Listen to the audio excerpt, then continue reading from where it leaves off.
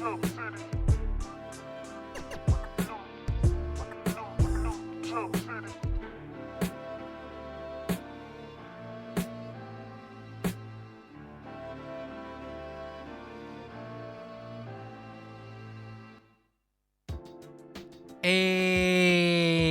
welcome to New Jump City, everybody, where we recap the week in American and Japanese sequential art. I am your host, Christian, the unbiased king, Espinal. And joining me through Discord, it is the man, the myth, the legend, the tank top sage. It's Joshua Gangsta Time Cole. Well, it's called Partner, but it should be called Gangsta Time. Josh? Are you muted, Josh? No, he's not muted. I'm just confused. Oh, anyway, also joining us. Oh, wow. Okay. What's good, Chris? What up, everybody listening? Yeah, Wow. It's weird. The phone was muted, but the Discord app wasn't. Wow. Yeah. Well, there he is, everybody. Also joining us, it is our producer. It is Edgelord. Big news, Brian. なんというビッグニュース What's up, nerds? Hey. Oh, wow, whoa. We are back for a new week of talking about manga. We got One Piece back, My Hero. We got World Trigger back. Oh, yeah. After so long. But yeah, we got some stuff to talk about this week. Very excited. Let's not waste any time. Let's get into plugs. You could find me at the Chris Espinal on Twitter and Instagram. Joshua Cole, where can they find you? At JD Cole_37. That's on Instagram, and at New Jump City Josh on Twitter. Oh yeah, Brian. You can find me at b.esp on both Instagram and Twitter. And if you ever want to catch me when I'm streaming, you can find me at b.esp. Was I on Twitch or Twitter? You're about to do your Twitch thing. Okay. You can find me at twitch.tv/itspunchline. What's going on with you guys? We got to get our shit together, okay? Yeah, something threw me off my mojo. Come on, man. Let's get it together. You could follow the show itself at New Jump City on Twitter and Instagram and TikTok. Please do. That would be super cool. Email us at newjumpcitypod@gmail.com with any questions, suggestions, anything you guys want us to talk about, and we will answer them at our next available opportunity. If you prefer a more direct way of talking to us, you can comment under the full version of the podcast that we've been uploading on YouTube for the past few weeks. There's still no true blue video element to the show quite yet, as I'm still working on a temporary workstation. So yeah, I'm still uploading full version of the pod on YouTube though. If you prefer audio podcasts and you usually listen on YouTube, you can check us out on iTunes, Spotify, Google Podcasts, wherever you listen to podcasts. We're on there, so check us out. And yeah, I think that's it, right? Without further ado, let's get into the show proper. One Piece. This is One Piece chapter 1085, The Death of Nefeltari Cobra. Oh, man. Yeah, shit's about to get crazy. Yeah, last we left off, we are still in the flashback regarding what really happened at the Reverie over the course of the events of Wano that left the death of Cobra, Vivi's father. We opened to where we last left off, where Cobra was confronting the five elders about a long-lost, distant relative of theirs known as Nefeltari Lily. She was a queen from way back in the day who had left the 20 original founders, had left Marie-Joie to return to Alabasta and reign, although it seems that she never really returned to Alabasta, and Cobra was trying to find some clarity as to why that was. And at the end of that chapter, we were surprised when Imu showed up and revealed himself to Cobra, or themselves to Cobra. And at this point, Cobra's watching, and this is where the chapter opens. Cobra's like, "Whoa! No one is meant to sit upon that throne. It is not meant for one person's will to sway the entire world." And he asks who that is. Um, and and Emu mentions that there are two things that they wish to say and one thing to ask of Cobra. Cobra mentions that he already knows the name of Emu, and he starts talking about how like he can't believe it because like, and it must be a coincidence because among the first 20, and that's where he gets cut off by Emu saying, do not seek the answer. I will not provide it." Um, and Emo explains a little bit of what we already kind of know, that the D seems to be the name of a group of people who once opposed the 20 founders, or the world government in general. And Emu adds to this by saying those who bubble up from every corner of the world bearing D are nothing but empty husks, ignorant of the meaning of their name. And but they say that, however, that everything that's been going on right now has its roots in Queen Lily's great mistake 800 years ago. So, yeah, Emu seems to imply that Lily's disappearance, or her actions after leaving Marie-Joie, have really changed the world as it stands, because uh, not only did Lily cause the rummaging of scholars during about the Void Century, they she also seemed to have caused the poneglyphs to be scattered around all the world, or at least her actions did. Uh, so she's just wondering, Emu is wondering that, like, was the liberation of the poneglyphs an actual mistake by Lily, or did she basically do it on purpose? And it's at this point the five elders decide to pull out their fucking weapons. Uh, Yeah, they start to brandish. Despite the fact that steel. I'm dressed to the nines, I'm still packing heat, and I'm gonna pull out my weapon. I'm sorry, Josh, I didn't mean to cut you off. Nah, I was just saying they brandishing the steel Yeah. early. Oh man, already. And Which threw me. Oh, I'm not gonna lie, that threw me off for what we're gonna see soon. oh my god, yeah. Okay, so they all have their weapons drawn, and at that point, Emu starts talking about that, how the answer to the question that they just posed must be found within the letter that Cobra was talking about. But yeah, he says that I have only heard thee speak of Queen Lily of the Nefeltari dynasty, but why do you hide it from Mu? And I'm wondering, like, is that like a separate thing? Because there's Emu and there's Mu. And I don't know if that like is an intentionally different thing. I really wanted to be him speaking of himself in third person, and when he announced it, like, it's different than others. I call myself Mu. Yeah, Yeah, you call me refers to Emu. Emu. Yeah, I mean, that's 'Cause entirely possible. His E is better than D. Mm-hmm. E is better than D. Yeah, in his mind. Oh man, and this moment, Cobra's like, well, I won't be allowed to leave, I guess. I know I'm fucked now. And man, I don't know what Cobra expected.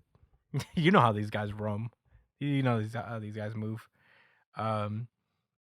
So Cobra is like, if I told you a lie, would I escape the blow? And they basically says, like, the second you saw Great Emu, yeah, you was donezo. And we see that Sabo is, of course, in the room listening to all of this.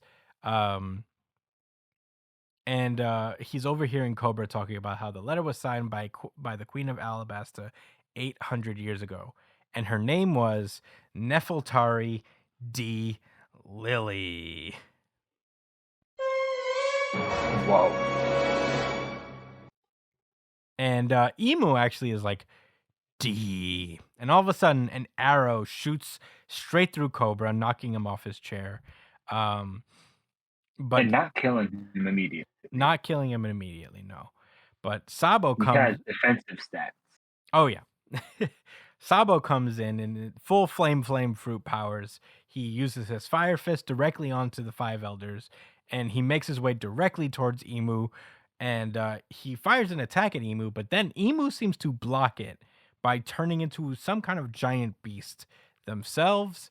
Um, and Ace returns to the floor, just surrounded by apparently what seems to be the other five elders, also transforming into what I can only guess is also other mythical Zoan type fruits. Uh, which is pretty crazy. And you see in the corner this little Yeah. detail I noticed is a snail that's just taking pictures. And I think this is just Big News Morgan's fucking な snail. んというビッグニュース So I think that's what that's supposed to be. Um so Sabo is basically like, you're Luffy's brother. You would save me despite being a revolutionary. And Sabo mentions that, like, hey, our real enemies aren't the kings. It's those guys above you. But how do you know Luffy? And The king still suck though. yeah, kings still suck, but you guys aren't, like, we have our eyes on the big picture here. Right. But he's basically like, he explains to Sabo that he saved his life, and Sabo's like, sounds like Luffy. And I'd like to think that's all he needed to at least attempt to save Cobra at this point. Because he picks up Cobra and just starts to book it as fucking the five elders and Emu in their cloaked in shadows monster forms give chase. At this point, Cobra is basically like, it's too late for me. I'm donezo. You need to live though. You need to get out of here. And he says that I realized today that you can't die. And he tells him that he has to send Luffy and Vivi a message. And he says that to tell them that we also bear the D. And Sabo has this memory after hearing this. Because Sabo starts talking, and it's a memory from way back when they were kids, still all hanging out. And Sabo's talking about it. Isn't it weird? You both have the letter D in your name. He's like, oh yeah, and I guess that is weird. But it's like, it doesn't matter. Do you want a D, Sabo? It's like D Sa Debo. He's like, that's not where the D goes. But yeah, that memory is interrupted by both Sabo and Cobra getting pierced by the weird arrow thing that one of the elders shoots out. And Cobra basically manages to separate himself from Sabo, and he tells Sabo, and in this word bubble that's kind of obstructed by one of the five elders growling, that from what I can make out says that the poneglyphs must be protected, bear the flag of the dawn against the Ing world.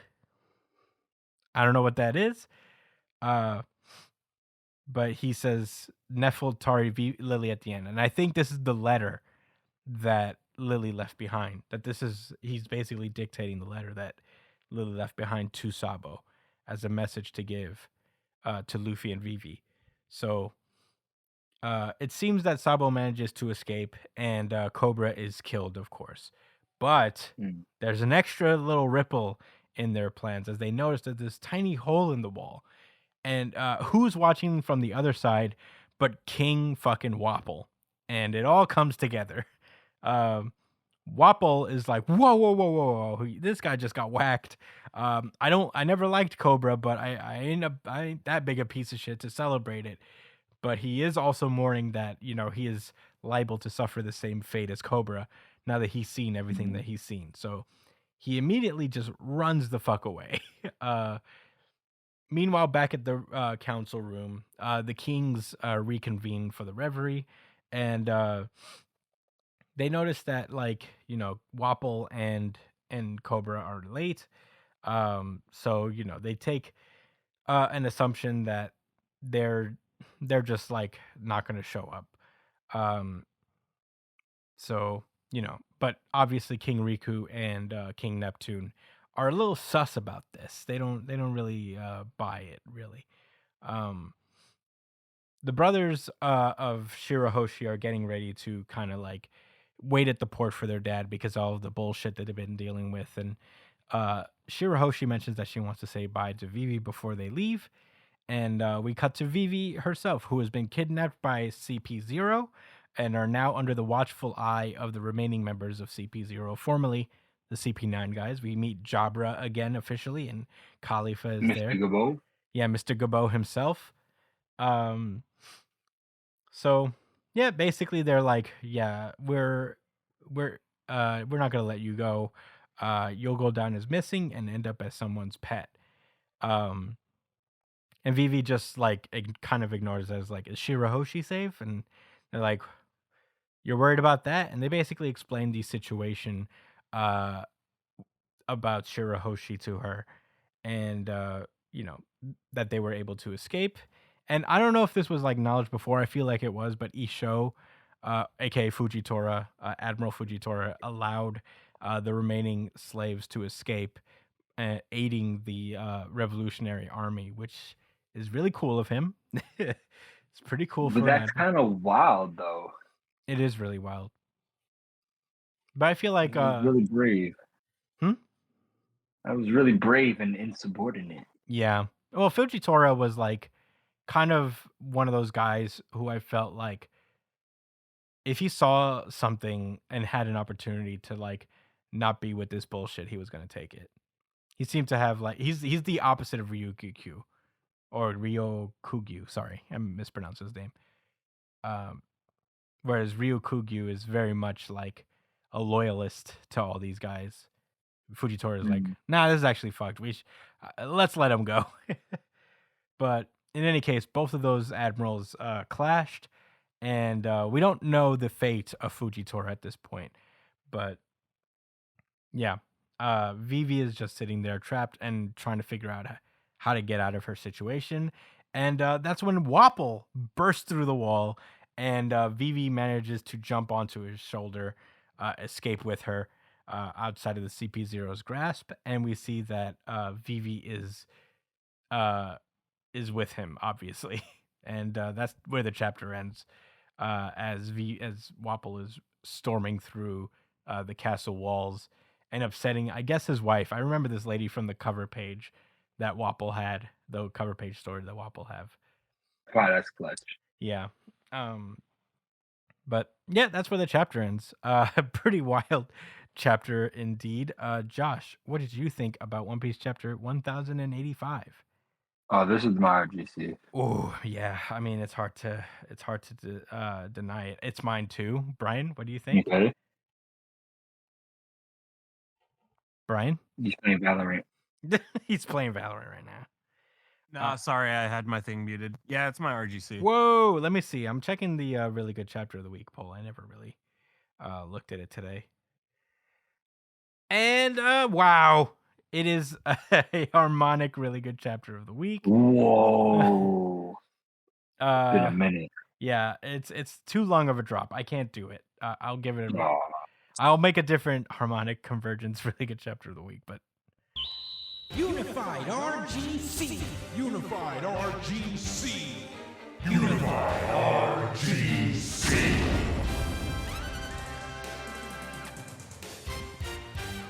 go on, Josh. Okay, so there was a lot packed into this one chapter. Mm-hmm. Let's talk about it. The most lit thing was the was Emo letting this nigga know, like, it's over for you, but I'm gonna need you to tell me what that is, like what she said. And he wouldn't even like indulge him in depth, like to give him the answer. He didn't even want to like risk that. He just knew, like, over. Tell me the information and die. I can't wait to see more of him. Yeah. Or her or it, whatever. And then all the monsters. Bro. I mean, we're talking like wet dream levels of excitement for Christian Espinal to see that at least 4 out of the 5 elders are Zoan types. If you go to page no, I see them all. There's the one on the left towards the back. Maybe it's not an animal. Maybe it's something else. But the other 4, absolutely Yeah, we know there's a bird one among them. And I had like a without thought doubt, about maybe an octopus. I had a thought Cool. about that one. And I mean, this may be a deep pull, and I'm like probably like swinging for the fences here theory wise. But I mentioned that like the swordsman guy, Yeah. like my guess is that he's from like Wano. hmm And I remember like the insignia of the Kozuki clan was this bird thing. And this thing looks Oh. kind of like that. And I'm wondering, is that more like of a confirmation? Although I don't know which one turns into this bird, so I Yo, could be. you want this dude to be from Wano really bad. I don't want him to be, but This is part 2. that's my guess is that he's like from Wano. I feel you. But He very well. he I might think be. that would be really interesting if he was like a part of like the ancient, like the past of Wano, and be able to give more information or something Yeah. like that. Just to add another layer. Like Mhm. maybe if each of the elders were also from a specific part of the world, from like the Void Century, and it affects all the other characters in deeper ways. That would be crazy. Yeah. Maybe I don't want to build those expectations, but shit, if one guy's from Wano and has lore, then I want all of them to come with their own lore. I'm sure they do all have their own lore.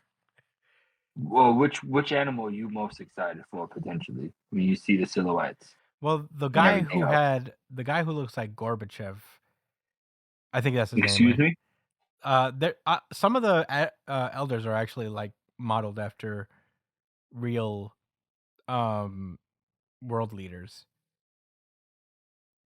And the guy with the mustache, the big mustache guy, not Jay Saturn. We don't know their names. Jay Saturn's the only one we know.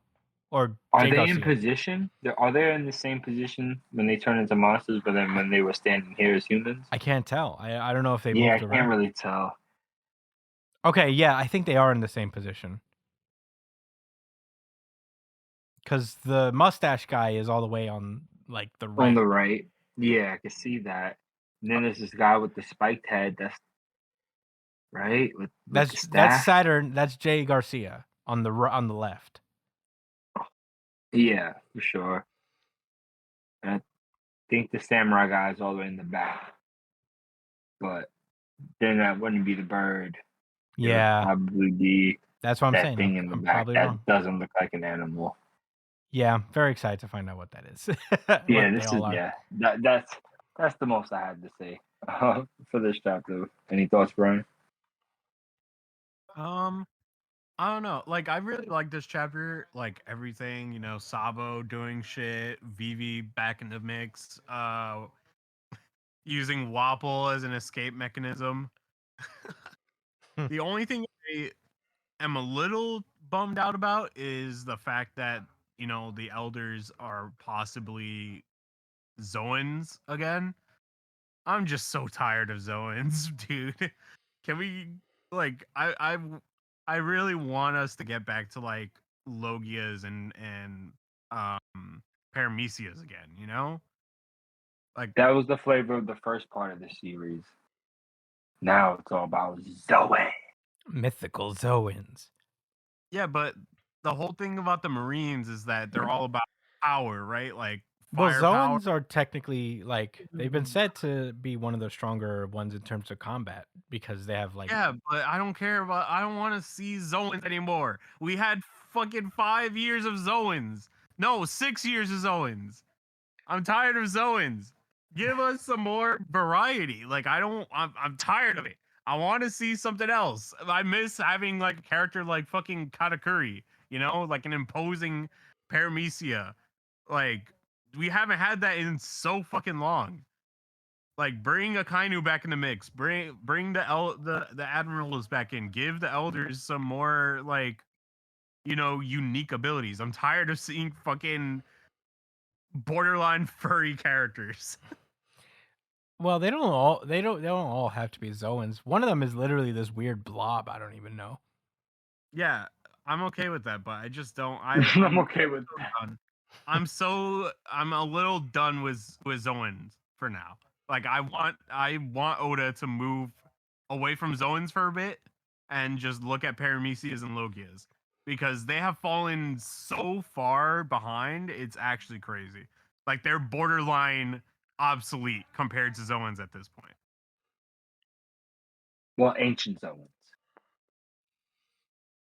Yeah. The dragon is probably an Kaido's They're- dragon is an ancient zone, probably. It's gotta be. Gotta be. Right. I don't know, but those are my thoughts. Just Big bring- Mom has a Paramecia, Yes, Big Mom does indeed have a Paramecia. but she's a pack now. She is a pack. Look at the Yeah. elders. the strongest Paramecia right now, I think. Yeah, Aside from I'd maybe a argue. Kainu. Katakuri? Nah, Katakuri is Paramecia. nah, I think Big Mom's way stronger than both of them. I think a Kainu is the strongest, right? You wildin', not Kainu- stronger than Big Mom. Akainu's a Ain't no Logia. way. Like in terms of firepower, like raw destruction, I think that's the strongest one. She can steal his life. Yeah, but she could. He literally. Well, you do have to be afraid of her. He took Oh, away true half that. of Whitebeard's face. Well, she can turn light. She can. I don't know. I think she's a beast. She is a She beast. could fight on her own, and she could create life around her to fight for her. Well, put it this way: just- she needed a 2-on-1 to take her down. And she still ain't die, but she got hurt pretty bad. Yeah. Were those Yeah, all your those are my- thoughts, Brian? Brian, What? were those all your thoughts? Yeah. Okay. Yeah, I mean, this was like so packed with information, but also at the same time, not enough to really go on. Oda's very good at. Oda should be a contract lawyer, dude. The way he like Mm. he Spreads it out. withholds information, but also gives you little morsels. It's fucking irritating sometimes, in a good way. But I'm also like, just fucking say it. Say what you mean. I think one of the more interesting things about it is the poneglyphs were written by the people of Wano. So how does someone from Alabasta have that ability to be the cause of them being like scattered around like that? Do they have a connection to Wano? Mm. Does Alabasta have like the secret connection to Wano this whole time? Is that why the Pluton poneglyph was at Alabasta? Mm. It's interesting stuff. Yeah, I mean, Wano was one of Very the, interesting. Yeah. yeah, Wano is one of the kingdoms that just didn't get involved with the world government. So I guess it makes sense that one of the kings that didn't, sit with the rest of the. Well, I rest think of the like world. Wano wasn't even like one of the 20 founding countries, like part of the 20 founding kings. They Yeah, were because closed they didn't- off from the start, Or they didn't want to be. huh? It's because they didn't want to be, right? Like they didn't. I would wanna be imagine so, involved. but like the 20 kings, like Vivi's case is different, is because she could have, or like Lily's case is different because she could have been, but she refused. Whereas I don't think even the people of Wano were even in that 20. I think they were just like apart from the start.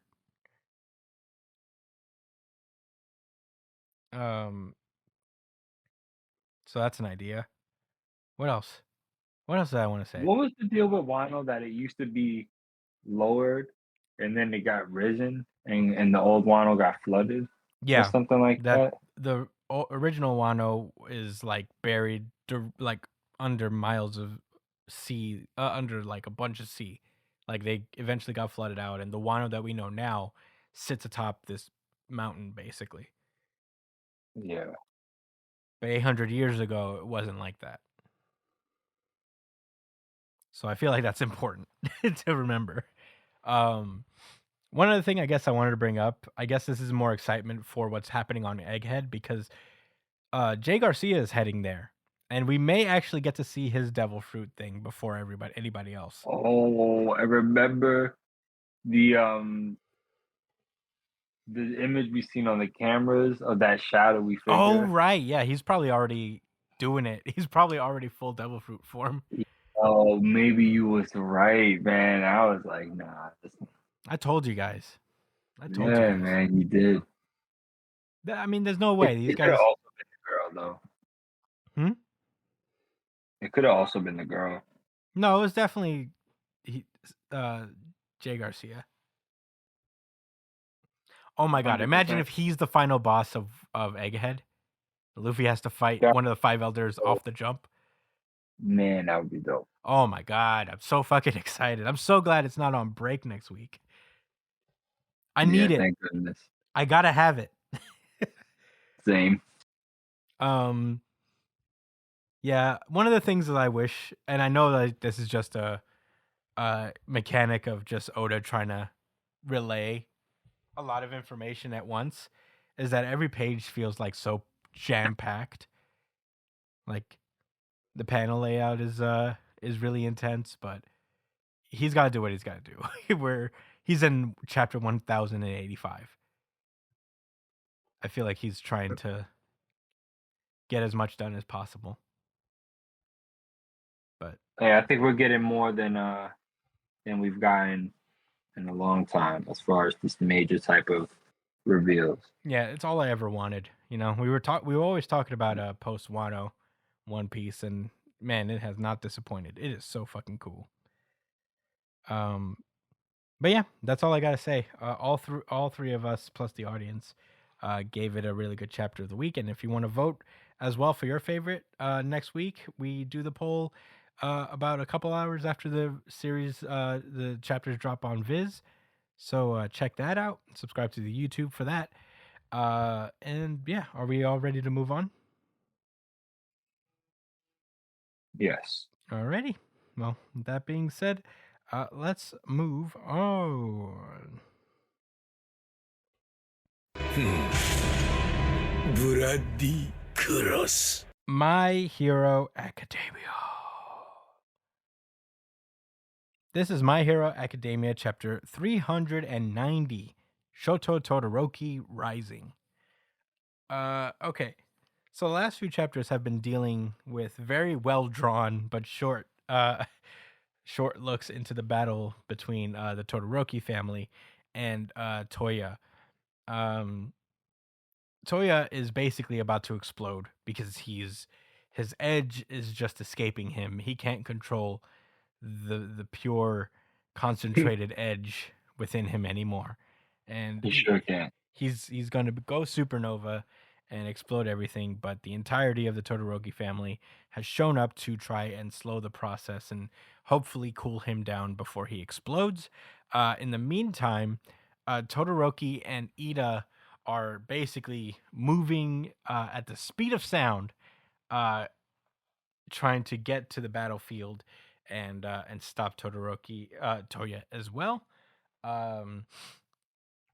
They basically formed this cool ice jet construct to help Ida along and to, I guess, build up velocity. But this chapter opens with Ida's legs finally giving out after running as fast as he possibly could for so long.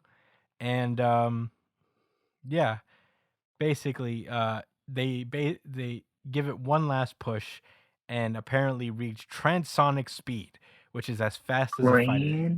Sonic. Gotta go fast. That's a real term? I Should guess look so. that up. I guess it's the I'm gonna look that up speed. now. Whatever a fighter jet is, that's transonic speed. And they explained that he's using the regenerating ice constructs to reduce drag and creating a layer of heated air to reduce friction. So, damn, real science, I guess, in how Wow. fast they're moving. But Ida's legs give out. He falls to the ground, and Todoroki makes the rest of his way on his own. As we cut to a narration of him writing a letter to his mom about, you know, how much his classmates are caring people and, you know, how they're inspiring him to kind of open himself up more and that he's trying his best. And we then, as he's approaching Toya and Endeavor and the rest of the family, we get a look into Toya's mind as he's thinking about how his origin as Toya and Dabi, and how if it was so simple a thing, if only we'd butted heads like this sooner. There are still arguments he wants to have and things he still wants to say. And at the end of the day, I think Toya actually activates this. Like his mouth just like generates this little weird, I guess it's an ice ball of some sort. And it explodes, I guess, in conjunction with Todoroki's ice attack, and it creates the Great Glacial Ager. I guess that's how you pronounce it.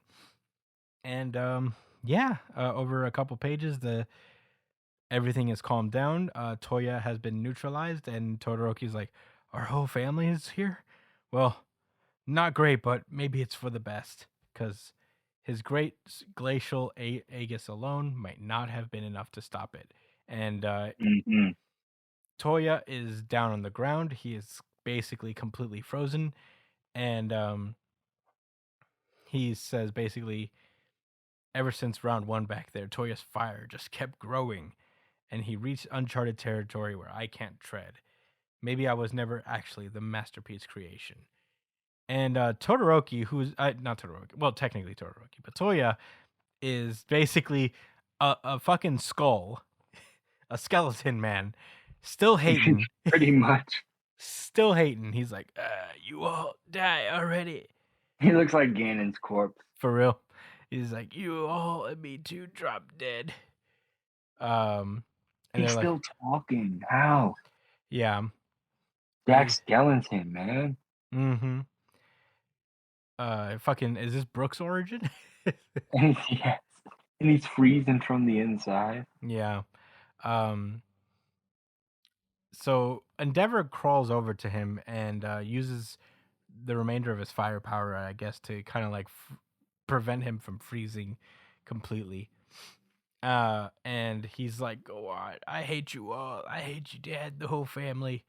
And Endeavor is like egging him on, telling him to keep going, just so he stays on this earth. Basically, he doesn't Mhm. just die.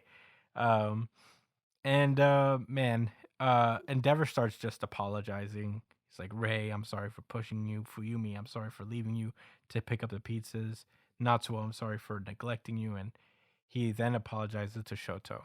And the chapter ends with Toga, I guess, realizing that Dabi didn't really explode, and Uraraka is just buried under a pile of twices. And that's where the chapter ends. Josh, what did you think about My Hero Academia chapter 390? Over the past handful of chapters, I've been finding myself much less critical of, of I guess like how the story's being delivered, and I guess the lack of I guess time that could have been spent on certain themes. But to get to the point, I thought this is a super emotional chapter. My favorite part of, I guess, like the part that stood out the most to me was when Todoroki started mentioning how he himself started to open up by reaching out, by first like trying to do that like with the students. And I'm not gonna say like we didn't see that too much. I will say that that's not really something I paid attention to, but I did notice him like getting out of his shell gradually. So, I felt him there, and I thought it made a lot of sense that he like I feel like I could feel the regret and sadness that he felt when he thought, I wish I could have went through that with Toya, because how troubled he was, he could relate in a way, and that they could have, went through that together as brothers and helped deal with each other's burdens. Really sad stuff. Um, Great Glacial Azure. I like that one. Very nice move. Basically an ice explosion, right? Yeah. Ice bomb? Big ol' ice bomb. big ass ice bomb. Hmm. And then after all of it, he stood with the Gohan pose, Yeah. the one arm, Ha. talking all that shit. That I just won the game, shit. I just won this match. This fight is over. Yeah, we gonna get to the good times. Don't worry. Ever since that first round we fought, haha, lol. I'll see you at the hospital later. Peace. So yeah. Also with Endeavor at the end, I don't know why I didn't notice him warming up his body, but I definitely thought that him freezing to death was him dying. But I'm holding out. I'm holding the hope that he will survive this. I liked it. I enjoyed this chapter. It hit emotionally well for me. Mhm. Endeavor's burnt face helps a lot. It helps a lot. His son is cooked. His dad is fried. And Shoto's like, over easy on the eye. The whole family session right now, whole cookout. Yeah. Well, those are your thoughts. The last note. Speaking of the rest of the family, the ice people, right? You ever seen them like TikTok or Instagram videos of people like cooking stuff, but it was of somebody cooking water, Mhm. like in mad different ways. I've never seen that. No. Like they start with the ice and then they put it in the pan, they mix it, and then it boils into water, and then they put it into another bowl, start mixing it up, and then put it more. Like it's just so stupid. They keep making ice, like water into ice and ice into water, and just imagine their family getting cooked, like that video, like ice getting cooked. That was a Todoroki family experience. That was.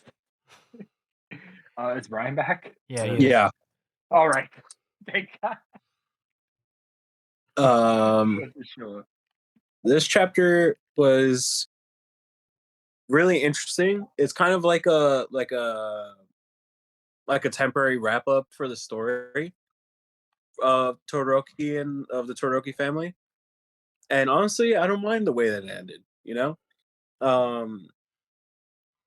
Todoroki and Ito working together was so fucking sick. I think it's pretty I think it's very like I think it's interesting that the final move that Todoroki does it's like, so the whole story he was spending like trying to embrace like the half of him that's fire, right?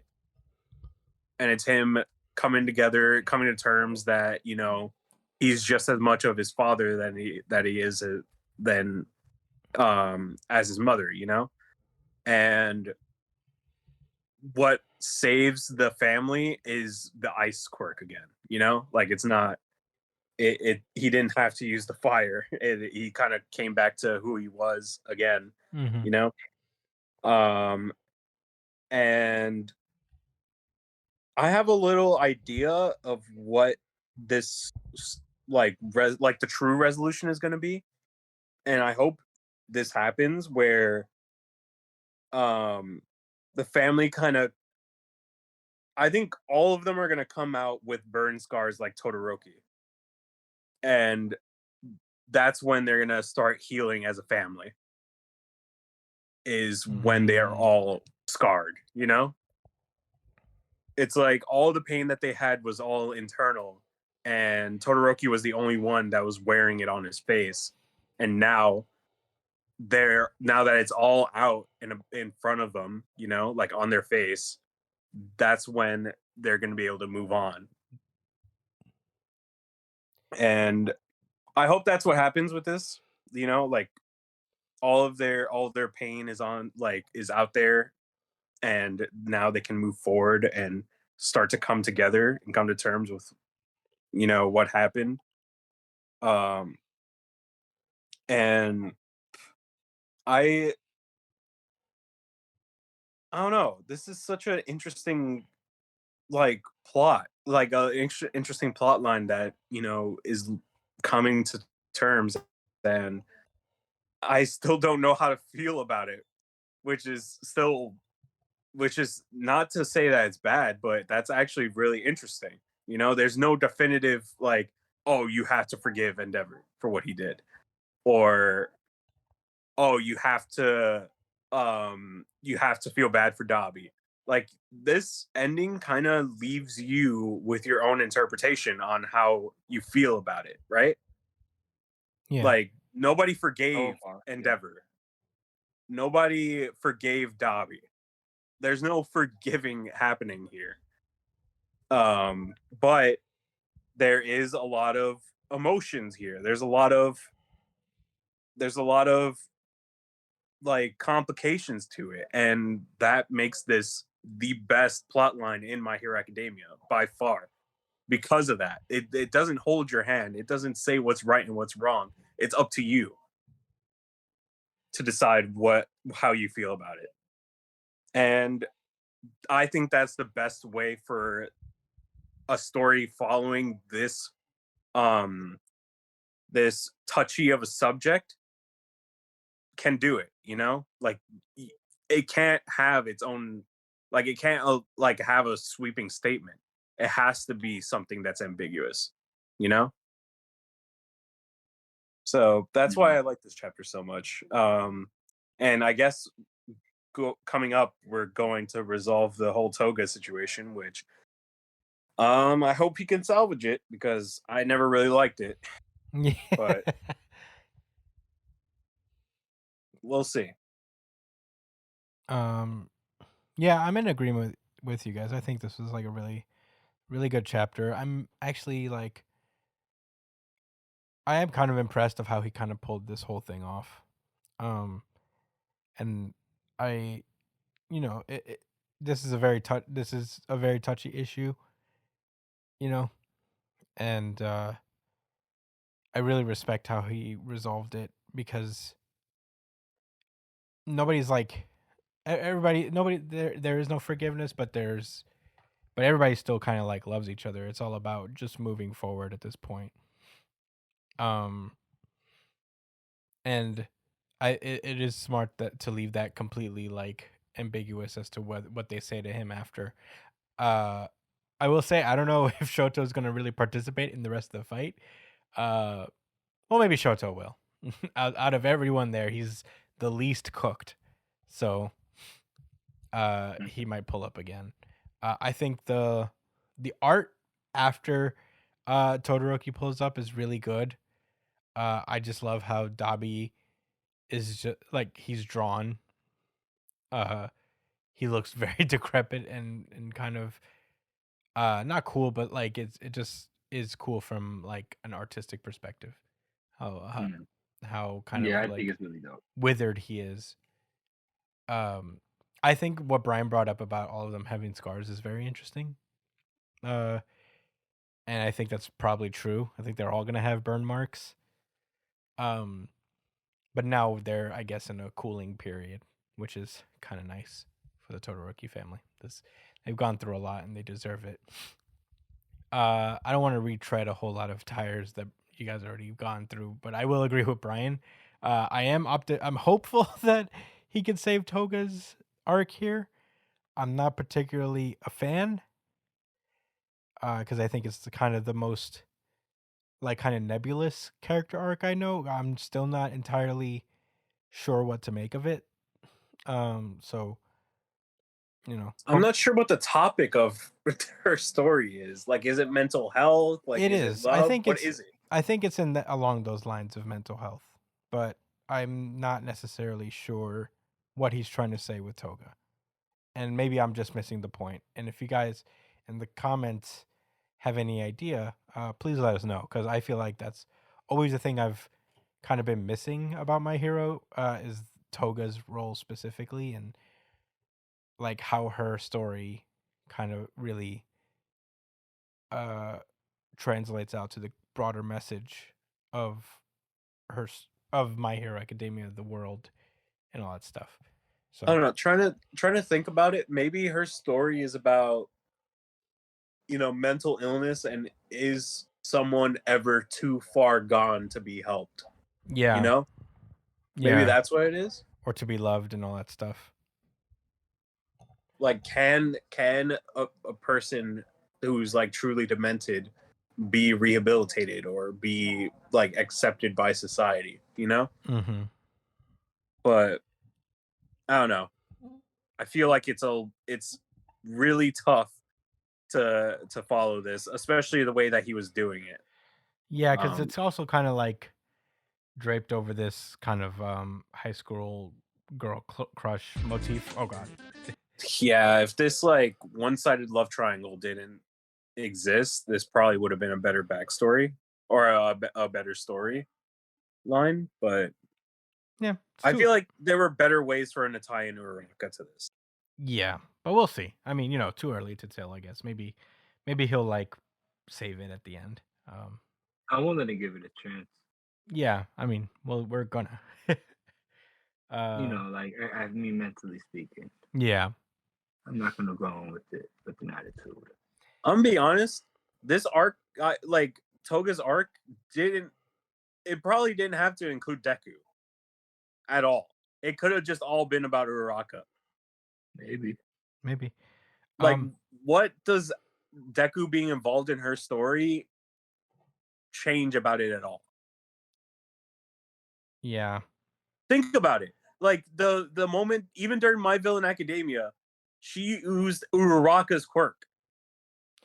Well, she's like her thing is that I feel like her powers are more stronger when she's imitating someone she admires in some way, shape, or form.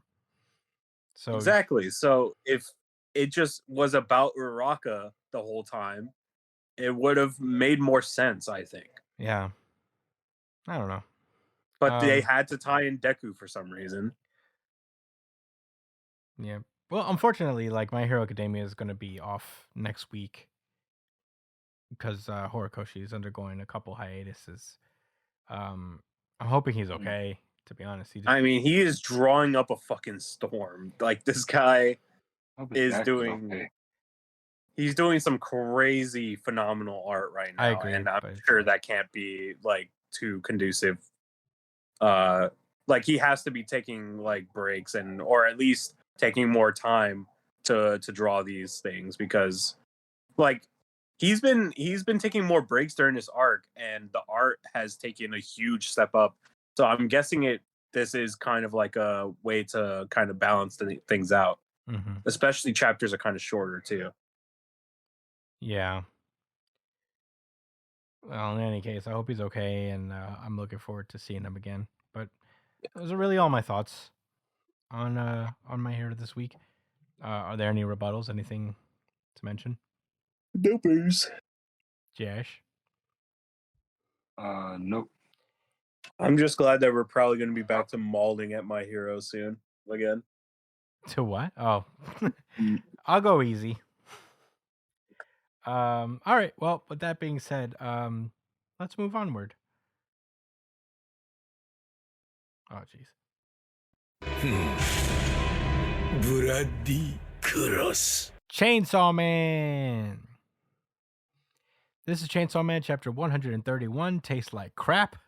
Last we left off, Denji and Asa were being chased all over the town on their cool ass chainsaw motorcycle thing. But the falling devil has like really made it difficult for them to escape, and they were basically just run up a ramp directly into the weird stomach mouth of this strange tendril devil.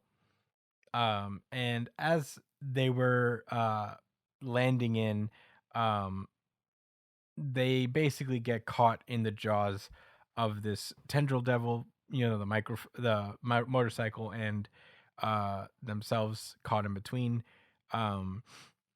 The falling devil is like, I didn't say the diners who don't finish their food must die, but the food isn't supposed to be able to run. And I think she uses her abilities to push them into the weird tendril monster's guts. Almighty push. Yeah, almighty push. On the count of your Uzumaki Jin. Yeah. That is just a cope. So they get pushed in, and Falling Devil is like, How is the taste of humans steeped in fear? And the monster basically vomits them out of his regular little mouth. Yeah. And the falling devil is heartbroken. She's like, I made that meal with love. How dare you throw it up? And she She basically, started to cry. yeah, and she basically like explodes this devil out, uh, which is crazy. She just easily killed this thing. I would assume it was like stronger than her because she was trying to please it, but I guess not. The falling devil then bows and says, I'm sorry, I failed to feed Asamitaka to the diner. And we see the famine devil is there. And she commands the falling devil to return. She does so. And she picks up the weird tiny corpse of the falling devil. And she asks, how'd you make them barf? How'd you make it barf them up? Control. No, this one. So yeah, the control devil is there, and she basically explains that she controlled the devil's brain a teensy bit to make the humans taste like literal crap. Uh, so that's not fun. Yeah. And she basically asks the famine devil why she's after Denji and the girl. And Famine explains that Nostradamus' prophecy is coming true, and the ultimate terror will descend upon the world, leading to an age of devils. And I forget the human version of the Control Devil's current name. Mm. Uh, I feel like I knew it 2 weeks ago when she was around. But she's basically like, "Ooh, that sounds fun." And the Famine Devil's like, "I don't want it. If an age of devil comes, then things like pizza and Chinese food will cease to be." And the Control Devil's like, "What? No more pizza?" And she's like, Nayuda. "Nayuda, thank you." Uh, Nayuda. and she's like, "I know. It's the worst imaginable scenario." And I agree. So she's like, at this rate, neither you nor I nor the Chainsaw Man will be able to stop the prophecy.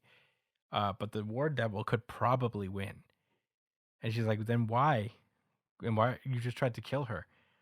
And she explains that her intention was only to starve the War Devil in that devil's belly, because she can turn the starved into her pawns.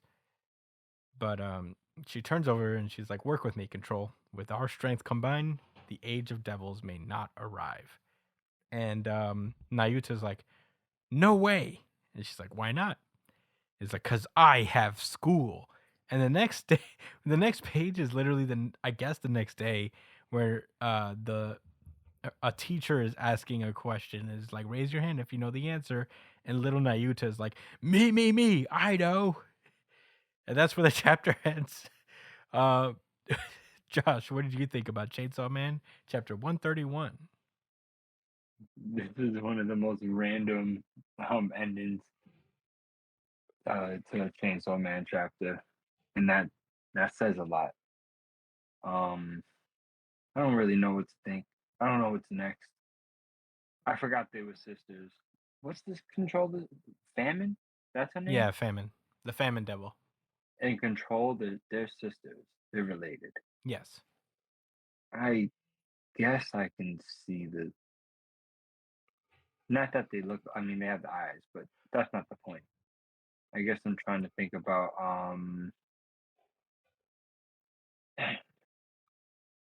famine. I guess with you starve people, you can control them by controlling the resources and their access to food. So I guess that comes hand in hand. Yeah, I don't think there's Yeah. like a particular. It's not like the Four Horsemen of the Apocalypse or anything. I don't think there's Oh like. no, I don't think it's like that. I'm just saying, like the fact I think them being related means something. You know, I Well, don't think it's I guess they're also representing the Four Horsemen though. they're both related to war. So it's the War Devil, Control Devil, and Famine Devil. Oh, they're all related. Yeah. Wow. I just realized that has a bombshell for me. Yeah, this was not what I expected. I expected the monster to get destroyed, but not like this. Yeah. I did expect for him to get destroyed from the inside, but not like that. I'm amazed. And then Famine just pulled up and canceled her summon of the devil. Like you see how she dispersed Yeah. into like ashes? That's lit. Into like literally like a little pawn. And then the person's head that she chopped off like just dropped and went to just die. Insane. I know we're desensitized at this point, but sometimes I gotta take a step back and say, wow, what the fuck am I looking at? What decisions in my life brought me to enjoy something like this every week, page after page? Brian, you have any thoughts?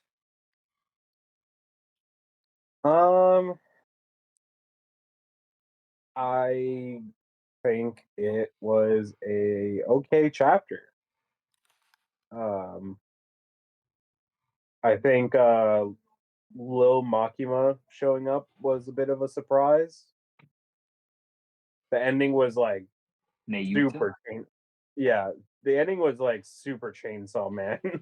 Like it was just such a Chainsaw Man thing. Like I guess Denji's influence kind of rubbed off on her because I could see Denji doing some shit like that.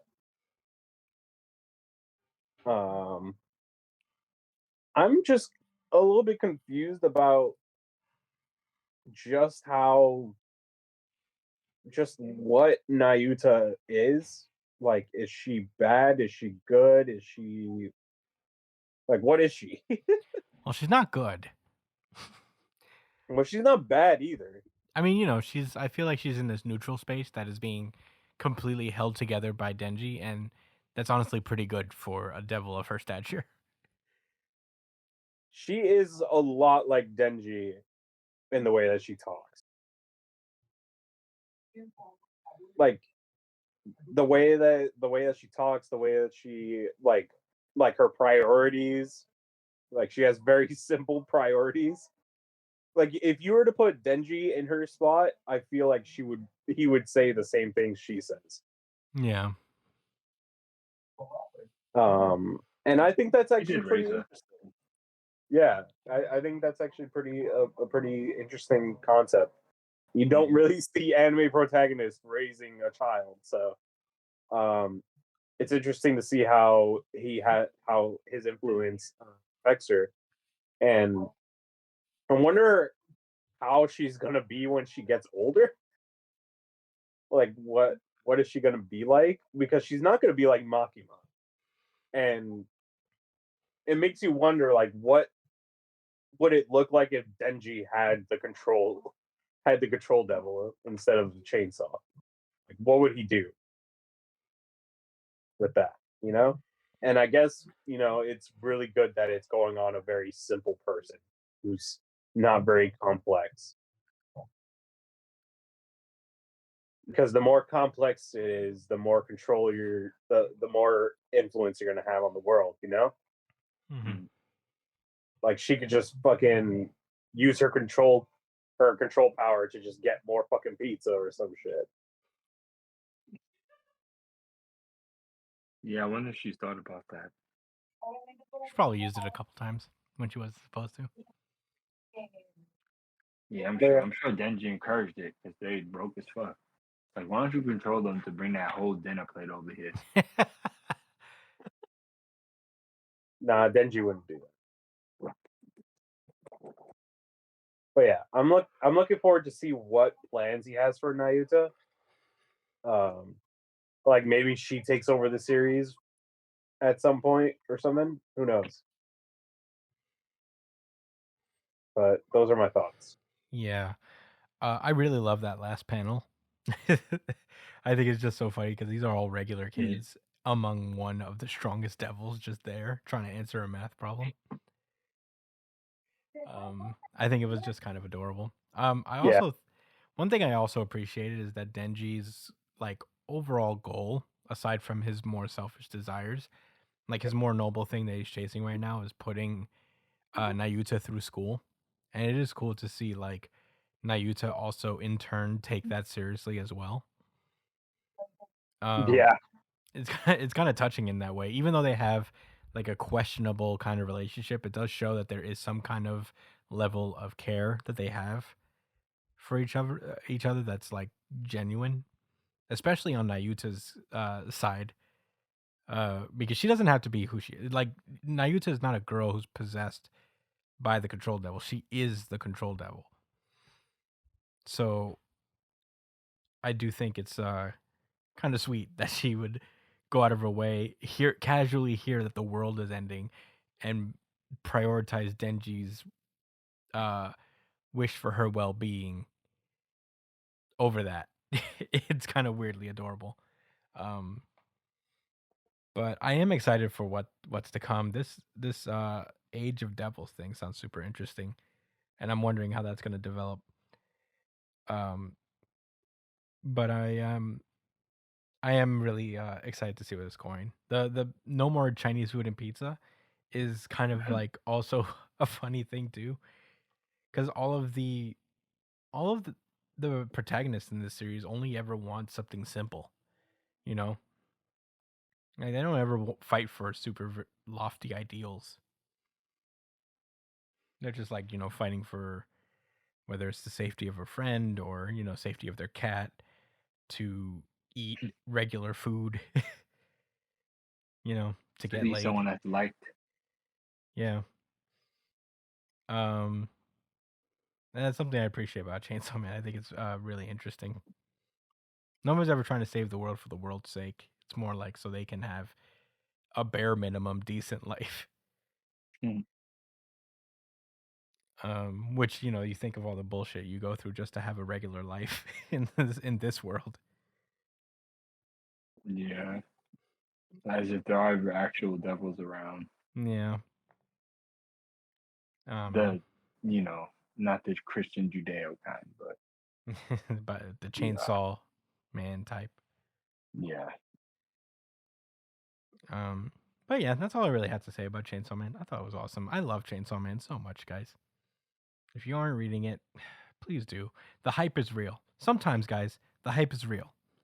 Sometimes. And you need to believe it. The hype is real. But yeah, that's all I got to say about it. You guys ready to move onward? Yep. All right, let's go. The champ is here! World Trigger. All right. We got 2 chapters of World Trigger. Long awaited. We're going to start with World Trigger chapter 233, The Away Mission Test Part 30. Yeesh. You almost forget how long this arc is.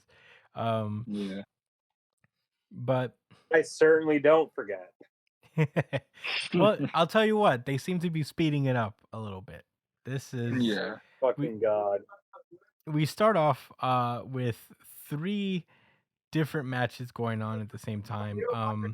A lot of them seem to be you know, losses and not doing well generally of Ninomiya's squad. We left off last chapter with the notion that Chika has been very much struggling in Ninomiya's squad. And we're seeing why. After the 10th match, Chika is deflated, and they're just trying to figure out why that is. They've only had 1 win the whole day and 4 losses and 4 draws. So, you know, they're just wondering, is like, whoa, why in the world did everybody come after Amatori with such a vengeance? And Azuma is thinking, is like, well, they're probably familiar with Chika from the rank wars and realize that she's probably the strongest person to take down. But is hitting her this hard really necessary? So Ninomiya then turns to Chika and is like, have you figured anything out on your own yet? And Chika just, you know, lets it all out. She's just like, she can't do anything right. And Ninomiya is like, you don't seem to understand, Amatori. From the very start, I stated that I wouldn't be giving specific commands. I just wanted you all to act and think on your own. As long as my squad members followed that overarching directive, then any and all responsibility lies with me, the captain, in charge. And I thought that was super interesting, but we'll get back to that. Yeah. But Chica starts remembering back to the many times where she wished that she could have, contributed more on her own, outside of just being a person who follows orders and all that stuff. And Ninomiya fires back with, "And you're suggesting you didn't do that here?" And he says that attempting to reach a solution on your own is admirable, but as soon as you realized you were in over your head, you should have spoken up and asked for help. So, basically, he's like, you got to do that before things go bad, before it gets out of hand, so we can help each other. And Azuma drops the fucking knowledge, as Azuma does. He says the point of a test is to learn what you can't do. You're meant to discover your own shortcomings. And this test brought to light one of your issues in advance of the way mission. So, that's good enough. So basically, as an encouragement, he's like, your job is not to be, all hard on yourself now, but to improve yourself before the big mission. And Ninomiya is like, that's exactly right. So that was a cute little moment. And the operator of the squad basically says, Amatori, what would you have done? What actions would you have liked the others to have taken? And she starts talking. And we then cut to the management in the HQ desk, and they all start basically explaining talking about the results of the day. Suwa Squad came in first today. Yay!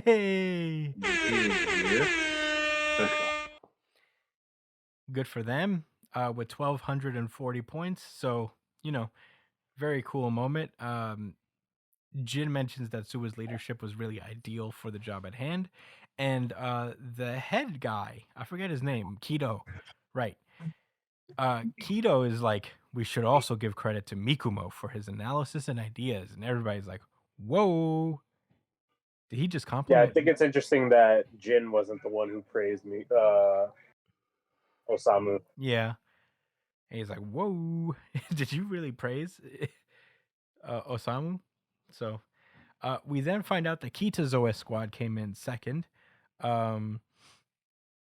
So, they basically, talk about their strategy change that really helped them out in terms of focusing cannon fire to, I guess, specific spots instead of like randomly scattering them. So yeah, they didn't really devote much time or effort to planning for the battle compared to the other people, but that allowed them to focus their energy on other assignments. So that's why they scored second place. We learned that Utagawa and Kodera tied for third. So it, and those coincidentally are the two squads that shared information with Suwa squad. So that worked out. And then they go on to talk about OG squad, which came in fifth place. And they came into a unique strategy. So basically, they talk about how they're going to swap the units that they're controlling. For example, Ikoma is to control OB's units. So, and that this guy would take over Eco's units. OG would take over Ikoma's units. I forget why, but basically, Well, I mean, just so they can mix it up and try to switch up their approach. Right. Yeah, I mean, Like give them a different look with the same characters. Yeah, like people, kinda like a quick. basically people are too familiar with their own units, so they are going to use it at a predictable rate now since everybody's familiar with everybody's abilities. So them swapping it up means that they're going to use different units differently. So A that way basketball. people to predict. Oh, sorry. A basketball analogy where like you have a point guard that usually runs the offense. Maybe now your small forward like brings it down from the key and initiates offense. It's a different look Yeah. because the different defender has to come up to a different spot, and then they're gonna either run a screen or try to attack or something like that. It's just to freshen things up, keep them on Yeah. their toes, Yeah, that makes add sense. some variance. And then they could also maybe learn from each other's abilities and maybe to like show each other something like an aspect of their ability that they never thought about. Yeah. Well, thank you for the refresher. We also learned that Kuruma came in 6th place and Kakizaki came in 7th. Murakami squad came in on 8th place. And they mentioned that these would be the squads that took the bait when it came to others' outlandish schemes, because they were just like so by the book, I suppose, that they didn't really like update their scheme at all. But yeah, they managed to win three or four wins basically, and they probably could have countered everybody's strategies if they had one more day, but it'd be that way. So this chapter ends with the discussion around Ninomiya's squad and Mizukami's squad. And we cut to a flashback where Mizukami is about to go over his battle plan. And we cut over to chapter 234, where Mizukami is talking about the 4 squads that they really want to focus on. They want to focus on the top 4 squads and win at least 2 of those games, maybe 3 if doable. So they basically, like, if we're talking 100-point scale, 2 wins is like 80%, and 3 would give us 120. Think of it that way. So he's one of the other squad members is like, "Are you suggesting that we throw the matches against lower ranked squad?" He's like, "No, I mean, I wouldn't say that. I would just say that we won't take them as seriously." He talks about how like the first factor is who's going to be easier to beat, and he says at this point those bottom teams will be eager to make up the point difference, so there's a decent chance to totally switch up whatever strats they're using. And since we've gotten more units than yesterday, including 4 backup units per squad, who knows how exactly they'll gamble. So he says we'll be wasting a lot of time coming up with counters for every possible strategy. And meanwhile, leaders of the pack are just the types to come at us with straightforward tactics that they've just been polishing.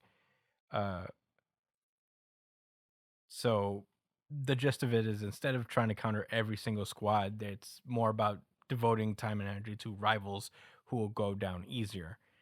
And Mizukami's like, "Yep." And the second factor is basically to realize that the only real threat to them is an elite team winning every match or overtaking us. So their job is to squash that possibility. And at that point, Mizukami just asks them to continue grinding away at the delegated assignments and to train for the battle sims after 2 p.m. So they're basically asking, like, why the delegated assignments then? And he explains that with the battle sims, that it's win or lose, all or nothing, but the time spent plugging away at other assignments can translate to a lead in terms of points. And at the end of the day, I think this contest is going to be decided on how far a squad gets with the delegated work as opposed to just the battle sims. So, yeah. Basically the idea is to use as much of their brain power towards the delegated assignments as possible, and then just really focus on specific battles within the battle sims, like the more important ones that, however they choose to metric that. Well, yeah, the best squads because they're the only ones that have a realistic chance of overtaking them. Whereas Exactly. the lower ranked squads, even if they won out, they still wouldn't overtake them. Mm-hmm. Well, they wouldn't have to worry about any of those squads overtaking them if they at least win their games against the top ones. Exactly. And then it wouldn't matter how many games the top squads won because they're already ahead. Yeah. Very efficient way of thinking. Mm-hmm. This is a Shikamaru. Oh yeah. And for all of that, they explained that Mizukami achieved 10th place. And basically, Jin explains his strategy further, he mentions that he sent the lower ranked teams information on the top performers, so that, you know, it would basically, huh? Shiesty. Yeah, basically he gave them enough information so that it trips up the top performers, the top squads as well. So it's not just him, taking on the top squads. He's also having other people chisel away at them as well. Um, and Keto points out that while he's making outrageous demands of his own squad, he works entirely different strategies on the side. And he's wondering, like, is that like a good thing? Does that make our life easier having a guy like that around? And Shinoda's like, well, there's a time and place for that. It's not ideal, but there is use for folks like that. He then explains that Kodera squad did something similar, with his exchanging of information between squads as well. And Kodera has shown himself to be earnest and humble in that, in using that strategy. And he mentions that it's only because Kodera happens to take pride in producing results, because that's an A rank quality, I guess. So they basically keep explaining that in a way, Mizukami's choice to leave the bottom squads out of the his counter strategies, was the correct approach in this scenario. And he's like, now then, regarding Ninomiya, who came in 9th place, he basically Kido actually brings up a concern brought up by Captains Ninomiya and Azuma,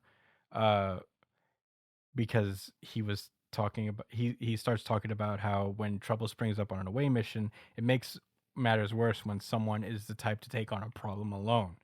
So, they peep that Azuma told Amatori that she needs to show improvement during these trials, and to be better about not taking so much on her own. They mentioned that they were lucky that Murakami's squad, who was their final opponent, hadn't received the information like Kodera and Mizukami did. So, losing that final match would have put them in dead last. So, they were kind of lucky that they weren't facing someone who had information like the other squads they faced. And at the very end of the totem pole is Wakamura's squad, who did not come out pretty well. Correct. Yeah. And they noticed on top of that Hughes has been, really restrained, but at the same time, he's been kind of running things in a sense. And he's illegal. Yeah, and they kind of like bring that up as a potential problem because they think it's kind of a intentional thing, that he didn't aggressively seek to lead and take over, but he didn't exactly stop it, you know. um, or I guess like the reason he didn't approach that is that he knew that it would probably make him look bad in terms of letting him go on the away mission. So yeah. Right, he can't help but to he's really strong, bro. So I guess he can't really blend it in. He has to either completely be subordinate or lead. unless he's really comfortable, like with Kumo and them. Yeah. And they mentioned that they chose Wakamura as a provisional captain with the very future of the organization in mind. So, you know, it. Although he's not doing well, they did pick him for a reason. And Kito's like, well, I hope he rises to meet your expectations. And they look at the cumulative battle sim scores as of day 3, and Utagawa's squad is in first place with Ninomiya trailing behind at second, Kodera in third, Suwa in fourth, Kitazoe in fifth, Kuruma in sixth, Mizukami in seventh, Oji in eighth, Murakami in ninth, Kakizaki in 10th, and 11th place is Wakamura. And I think this is like the cumulative test so far. So that's pretty cool. Suwa Squad is in the top 5. And yeah, as the day goes forward, everybody's like, well, the numbers start to begin to reveal the squad's shortcomings. They got to buckle down for a while as we enter day 4, and they receive the scores for the 4th day. They went through the whole day already, and the scores look awfully fishy, it seems, because that's where the chapter ends, as Mizukami is like, what the heck is this about? And I'm in the same place. So Josh, what do you think about World Trigger chapters 233 and 234? The one thing I wanted to talk about for sure was the wisdom of Ninomiya and Asuma. So this is again one of the many reasons why this is one of the core reasons I really enjoy this series, is for the moments of not just character building, but really just like sage advice in how to, like, learn and move forward in your life and try to build better habits, etc. Very, very healthy dialogue. You know, there was a moment when I think what was the kid's name with the Ema? Emmy. I forget his name. Yeah. Oh, Emmy, no, it's Emma. Yeah. It's Emma. Emma. Yeah. He at like right after like Asuma finished his spiel, he kind of adjusted to Ninomiya, and he was like, right, that's basically what I was saying.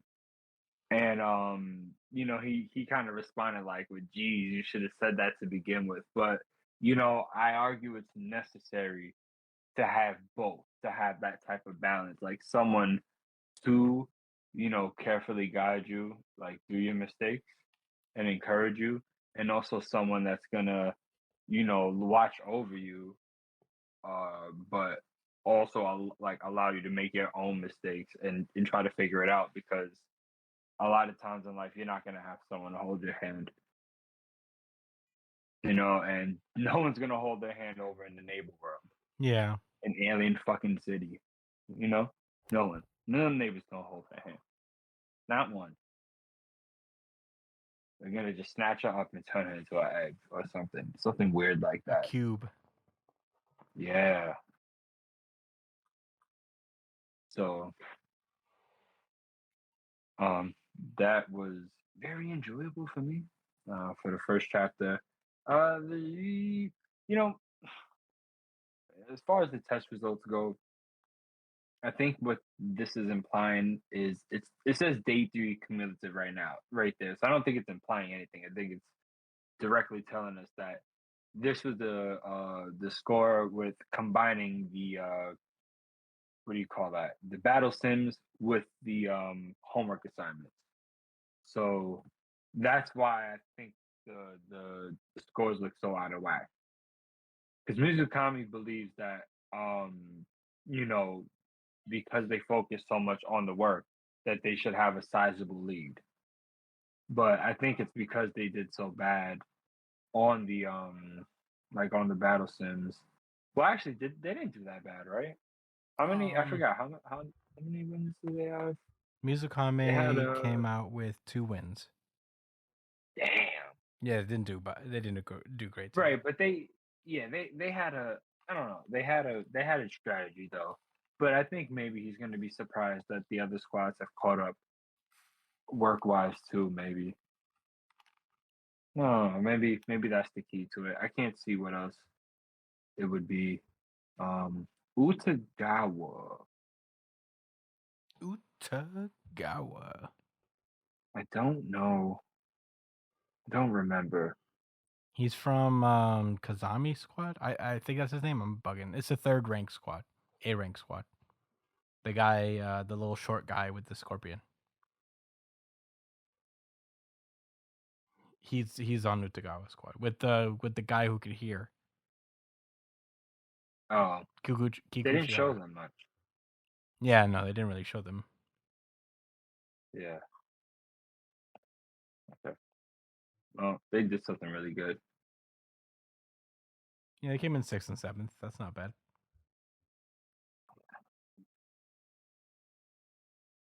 Yeah, this must be a community. Yeah.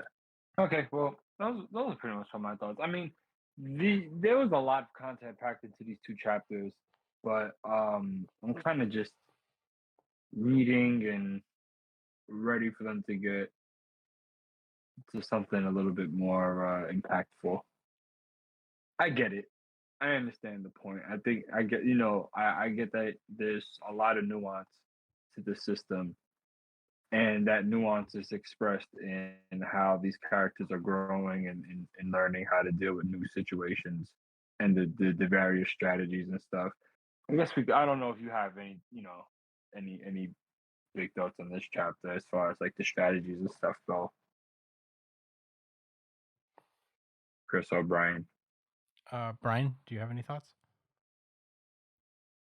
These chapters are much better than the other ones when it comes to this, simulation arc, I guess. I think the first 9 pages of the first chapter was what I wanted more out of this arc. I wanted it more to be. It was too much about the game. It was too much about strategy. This arc should have been more about like personality and personality issues and like mental development. It should have been more about that. And I feel like it took so long to set up this game and it added these boring ass assignment tasks for no reason. And these chapters alone took away all the unnecessary fat, focused on the characters, and put the game more towards the back and use that as a vessel to for character development. And that's what I wanted. But instead, they focused too much on the simulation and all that stuff, and it made it so fucking boring. Like, I like that we got to see, like, we could just say, all right, so they're struggling with the game. All right, they're focusing Chica, and now we see how that's affecting her. And this chapter does that so fucking well. Like, this is what I wanted to see. Give me more of this. And it's a shame that it took so long for it to get to this point. Like, I know you guys enjoyed this arc a lot more than I did. I'm sure, like I said last time, if I were to read this all in bulk, I probably would enjoy it more. But it wasn't released in bulk, so I don't enjoy it very much. But these 2 chapters were much, much better with the way they handled it. And I was a lot more engaged. Like the topics that people were talking about were much easier to follow. Characters are actually have like tangible issues, like more notable issues, or it was cool to see that Wakamura wasn't just chosen randomly, like, or it looks like there's more. Like, I'm sure like them focusing on him and stuff like that was just like, it wasn't for no reason. But now it adds a little bit more viability when Kojima says, his name is Kojima, right? or is it Konami? Who? No, it's Kojima. Who? The No, leader? it's Scar guy? fuck. Who are you talking about? Shinoda. There you go.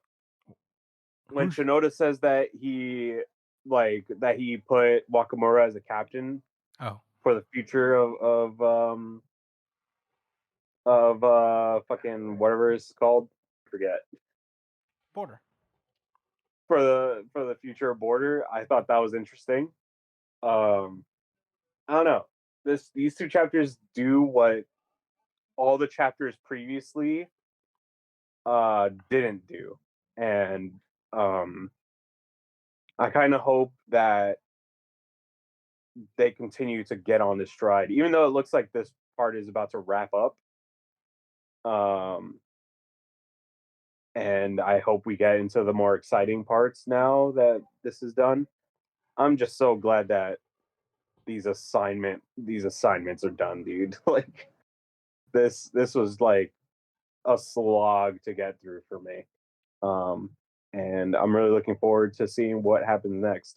Mizukami was pretty sick this chapter. But yeah, that's all I got to say. Well, I'm sorry to be the bearer of bad news, Brian, but I don't think it's over yet. I think they were supposed to spend a week at this thing, and they just finished the 4th day. Oh my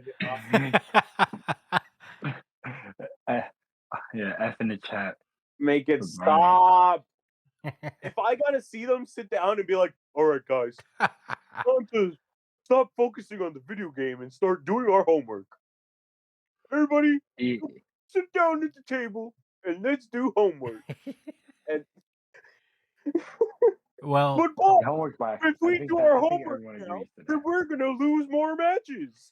well, they skipped an entire day with the 4th day. So there's hope that they could just like bulldoze to the rest of this. Just fucking press a fast forward button or make it interesting. Make it interesting like you just did right now, okay? For fuck's sake, make it more interesting. Yeah. Yeah, again, I think it wouldn't be as big a deal if this was weekly. But I will Yeah. I will say I also really like these two chapters. As somebody who is kind of sort of feeling the fatigue of this arc, I did enjoy these two chapters a lot. I loved the little Chica moment. It's cute. It was like, oh, learning a lesson. These might be the best two chapters of this arc so far. Maybe I'll say that. I remember. I can't. Like at least since the beginning of the arc. I think the beginning of the arc was the best part. Hmm. And then after that, it just wasn't what I thought it was going to be. Yeah. And that's why it kind of No, I don't blame you. I get it. is kind of hard to follow. It is a lot of info, and hey, I mean, to be honest, it wouldn't be the World Trigger we love if it wasn't needlessly complicated at every aspect. Yeah, I'm biased towards that. I really do enjoy that aspect of the series. Mm-hmm. Dude, imagine the creator of World Trigger and Togashi like linking up to make something. Man, it would be unstoppable. Every series would be 12 fucking like every arc would be 12 volumes. Every long. arc would be a tournament. Of one specific event. Yeah. It would just be Heaven's Arena, the fucking the series. Yeah, for real. But yeah, I really like the breakdowns from the HQ stuff. It gives us perspective into the development that is being teased here. Yeah, there's little moments. You guys talked about it a lot, but I did really enjoy reading these more like it is fun to me to read like the more detailed breakdowns of every character. Especially because it helps me remember who everybody is, you know, every time I read it. Being a month apart by a cast. Can I just say real quick? Oh, what? Sorry, I forgot to say about Ninamiya's leadership style. I thought it was really interesting that he was like, I didn't expect him to be like a like extremely understanding and a nice guy. selfless leader. Huh? You didn't expect to be just a nice guy? No, not he's not even just being like a nice guy, but he's being like like an understanding and what's the word? Like he bears responsibility. Like his tenureship, like his experience is showing here. And I thought that was very interesting that you know he was very vague, purposely vague, and he uses his and he uses that to be kind of the person, like if something goes wrong or somebody um if somebody spins out, it's on him more than them, so it kind of supports them more and makes them feel more comfortable with like their issues, right? Because that like they were put in this situation to struggle a little bit and to seek assistance when they struggle, you know? And it's kind of using him as a vehicle to do it. So I thought that was a really interesting like little tactic that he did as a leader to kind of get the most out of a little like the younger people on the crew. And it seems like Chica's boyfriend still hasn't reached that level yet, like he clearly has a problem with Ninomiya that hasn't been addressed yet. And he's kind of having the same issue that Chica's having, except he's not resolving it. Yeah. Like Chica is now. It's interesting. I didn't think about that. About his performance, like because they didn't do well that past round, but previously they were doing decent, right? They were like in the top they were in three the or top. something. You know what's funny about me is, like, now that you mentioned Ninomiya, from reading back, I realized he doesn't really order his squad around a lot. I think that's very consistent with his character, is that he expects his people to be like strong enough to kind of like think for themselves so he can go off and do his thing. Yeah. And sometimes they get together and he like gives some orders, but it's not very often. He pretty much trusts his people to go off and get their points. But yeah, I mean, I don't have anything else to say really about World Trigger. I think you guys have said a lot. I thought it was awesome. I hope it doesn't go on break again. I can't get enough of this series, and unfortunately, it's like it doesn't come out very often. So I hope to see. Yeah, I more need of it another soon. 2 of them things at the first. Yeah, I need him to on the 1st of July. I need him to bring 2 Right. more of them things. I might do another World things on that reread. Saturday. Right? On a Saturday, July 1st. I need it. I need it. I need it too. Need it. You hear this, Shiara? We need it. Come on, man. Come on. I might do another World Trigger reread. You should. Honestly, You I think should. it helps. I might partake as well. It helped me a lot. I may indulge. And plus, it's a joy to read. It's just so good. Yeah, I gotta say, World Trigger is one of those series where, like, when you read it, you get something more out of it every time. You know? Yeah, it's very good rereadability. But like, believe it or not, guys, I love this series. I'm sorry. I know the past few times we covered it, I've been very frustrated with it, but I do love this series very much. You wish World Trigger had more time? No. I wish I had more frequency. Yeah, that's what I wish. I wish that it came out more often, but it does not need more time right now. In fact, it has a little too much time, if you ask me. Oh. All right. If we got 4 chapters a month, it probably would have been done by now. I don't know if it will be done by now. I'm not confident about that, actually. I don't know about done by now. I'm actually not all the way confident in that. No, we still have 50 more chapters. He might have spread that like mustard on some rye. We still need 50 more chapters to explain like the little interest, like maybe they might go into the software of the video game and how it was made, and That's funny. that way when Osamu goes into the code, he figures out a little loophole that allows his team to get an edge. He's gonna And hack then the mainframe. Yeah, and then he calls Ninomiya Squad and he's like, "Hey, I'll trade you this information if you tell me this." And then Ninomiya's like, "Ah, shit, you might be on to something, Osamu. Let's for the information. Let's instead of trading information, we do a 1v1 in the video game." Well, it's not their choice.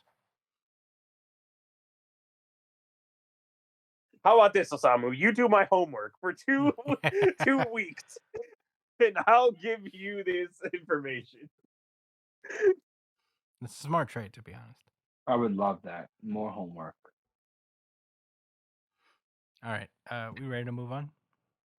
Yeah. All right, let's go. We're getting this story out there. Undead Unluck. Yeah. And with that, I'm gonna toss it over to Josh. All right, guys. We got Undead Unluck. Chapter number 161. Is the name of the chapter 10 right? 10 right? 10 right? Say Tenraisai. 10 right side. Ooh, yeah, yeah. A Marinese. Yeah, yeah. Marinese is pretty good. Thanks. It was just a guess. I actually don't know if that's how you say it. Damn, that was a lot. You said it with a lot of confidence. Anyway, we just wrapped up the rescue Phil, who's definitely not Pinocchio, but he is a robot with feelings, but not really Robot. because he's unfeel. More like It was a Robot wicked arc. Pinocchio. It was aliens, spaceships, superhuman abilities, and realizations of emotion. That's a whole fucking ride in a mini arc that was like maybe 6 chapters. And so we're finishing that. They happen to crash land from said space and space station into Hong Kong. And they're at an airport eating right now. Fuko's standing and eating her ramen, looking back and forth. She's on edge. We find out Phil can eat, and when he eats, it heals his wounds. So I guess it's a super touching moment for everyone because he can eat like a real boy. It's not Pinocchio. I'm a real boy. So Fuko's still on edge. Like she's on the ops block. And it's worse. She's not just on an ops block. She's in an op country. You feel me? Op nation, some may say. But she's still eating the ramen. She's eating the ramen and she's looking the back and forth. And then she's eating the ramens. And man, it doesn't get more gangster than that, really. Because she's not afraid. She's just alert. But yeah, her suspicions get validated when she notices someone approaching her. And they say, "Let me see what you got." They pull up to attack her without her even, Fuko getting into a fighting stance. And she dodges with the ramen in her hand still. And so finally she had to release it to block the hits. I don't know what happened to the ramen. Maybe I missed it. And we'll see later in the chapter. Big mystery. Yeah, it did float in. Oh, it crashed down to the ground. I don't see that. Come on, bro. Where she uses the bad blade? Ah, right. All right.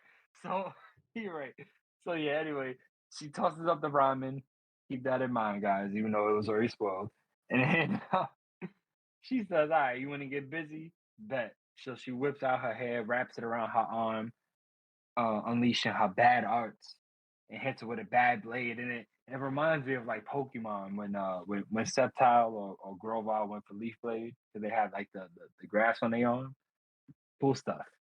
And she doesn't get sliced with the hair, but she does get smacked with it real quick. The person that she's fighting, and that causes them to the bad luck to get transferred to them, and they slip on the ramen that fell earlier from the ground. Boom, scrap complete. He's been set up. Easy money. Fugo feels so bad by how much she got owned, so that she apologizes it. Even she says, yeah, you may not agree with it, but bad luck is a part of skill too. How do you guys feel about that? I You guess. think that's fair? You think all's fair in combat? What about martial arts? Well, this isn't an How do official you feel about that? sanctioned martial art fight. So What honor has to be sanctioned by a government? no, but it's more acceptable. By a governing body? No, but it's less pertinent in a street fight than it is in a regulated sports match. She did pull up on her with no warning. Well, with minimal warning. Yeah. She didn't give her a chance to fight, so I guess all is fair. Right? All is fair is after that? Yeah. All's fair. All agreements? Okay. Yeah. So fighter reveals themselves. Well, they don't reveal themselves yet, but Fugo asks like, what's all this about? Like why'd you attack? And she's like, please, like we need your help. She's asked, I ask that you use your strength to help me. You're the only one I can ask since you handed Fang defeat in the past. I can no longer stop him on my own. I'm sure everyone that knows about Undead Unluck knows where this is going. Yeah. So she's talking about the person that Fugo fought is talking about how there's a tournament going down and that you got to stop Fang, and also her brother, as she reveals to be Fang's sister.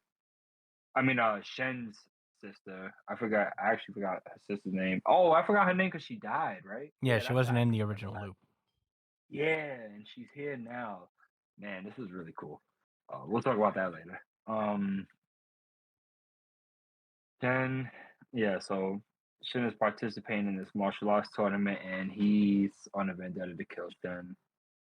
But he's probably gonna lose because he's not like that.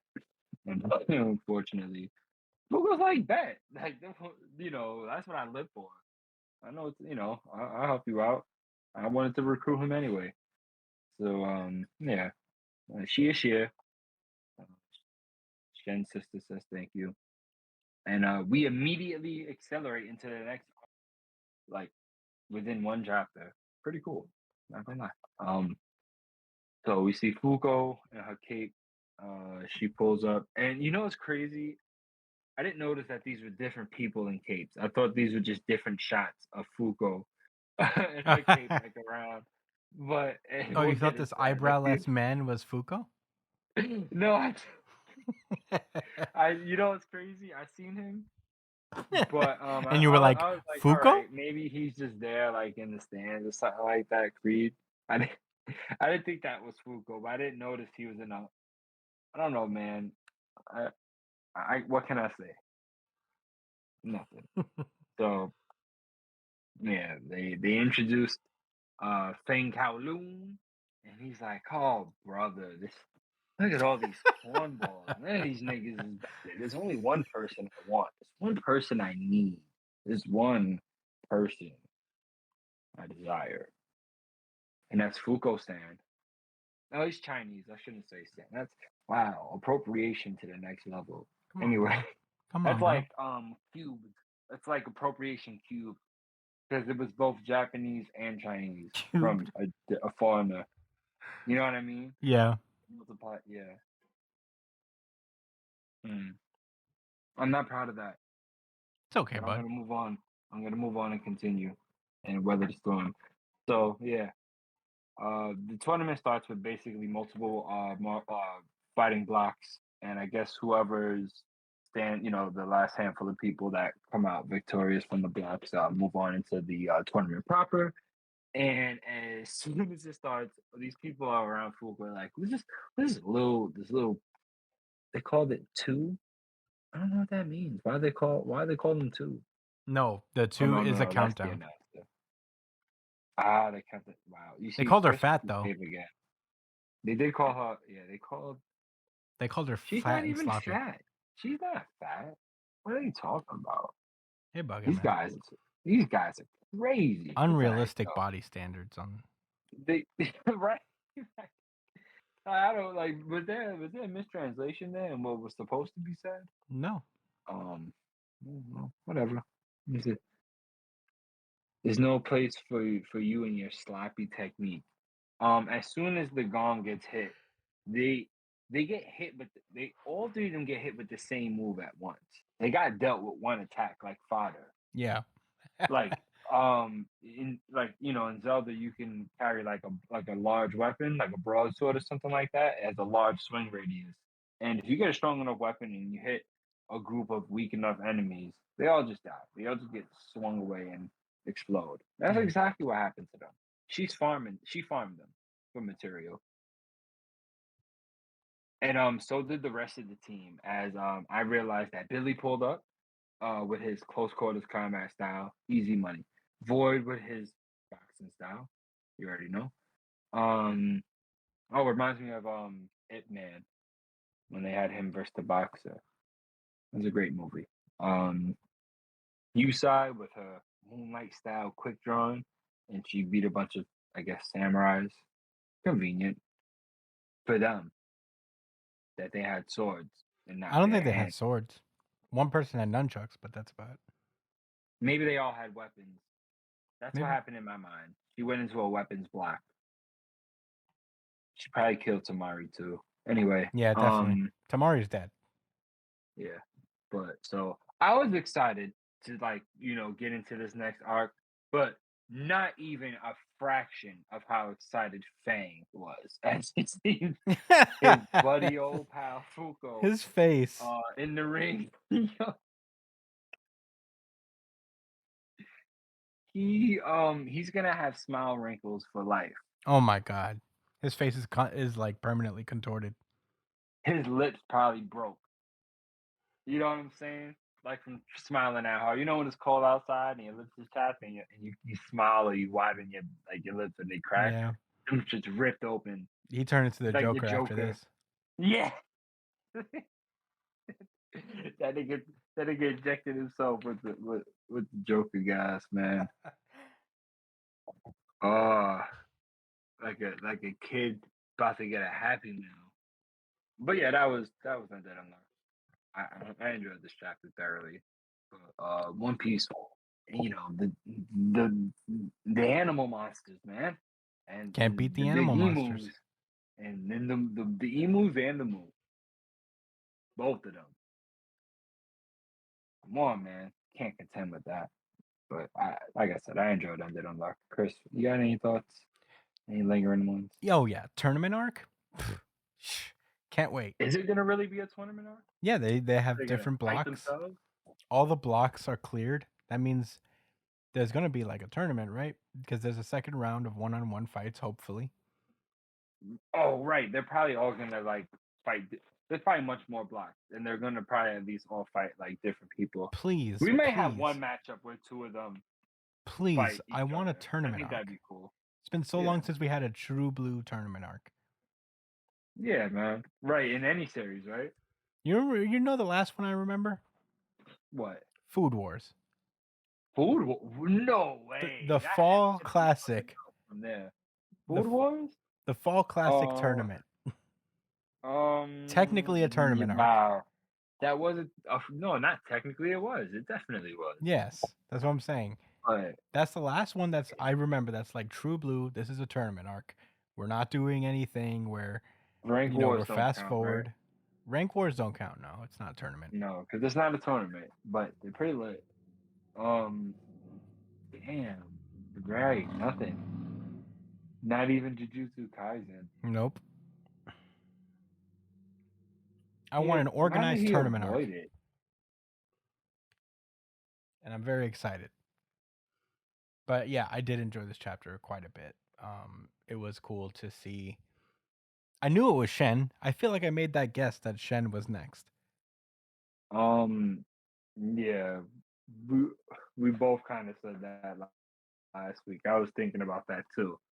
And then, but I remember you saying that probably not because they already had a major arc, and then I just remember definitely saying that. Like, I wonder if they'll be next. They could be funny, Mm-hmm. but Uh, yeah, we both we both pretty on point. the hair arms are cool. I'll say that. You know, he's really creative about how she spreads her unluck Yeah, I think it's just in cool fun, too. creative ways. Like that panel where she's Like, standing over the sister with the hair on her arms. I thought it was pretty dope. yeah, But yeah, I like overall, that too. oh god, How they wrapped around. I knocked The over my fist mic. and the hair look cool. Yeah, but overall, I mean, this was a really good chapter of Undead Unluck, and I'm very excited for a tournament arc. Um, Yeah, man. I hope so. I hope that's what it is. yeah, and it's been 20 years since they've seen seen Feng, so who's to say how much stronger he's gotten? Does Fuko not age? No, remember they did the 20 years, like they kept skipping years. Oh yeah. That's why. Oh yeah. That's so wild. Yeah. But that's all I had to say though. What are your thoughts? Let me see. Is there anything in particular that stood out? Yeah, well, I mentioned before, but I didn't realize that was them in the cloaks earlier. When I first read the chapter, I'm a little embarrassed. But it's cool. I really am looking forward to a tournament style arc. But I'm really surprised they pulled up to Shen's situation this quick. And I thought what you said last week made a lot more sense, where they would probably focus on the characters that didn't get the adequate shine before. But maybe they'll come at this from a different perspective. Maybe they'll make it more about the sister. Maybe she's joining the tournament too. So like there'll be something there. What about that other girl that is cool with Shen? Mui? You meet her later. Yeah, Mui. She's not around yet, is she? No, I don't think she is, but I don't think she won't show up. I think she'll pull up at some Right. point. I'm sure. Yeah, I'm sure that she's gonna come in at some point.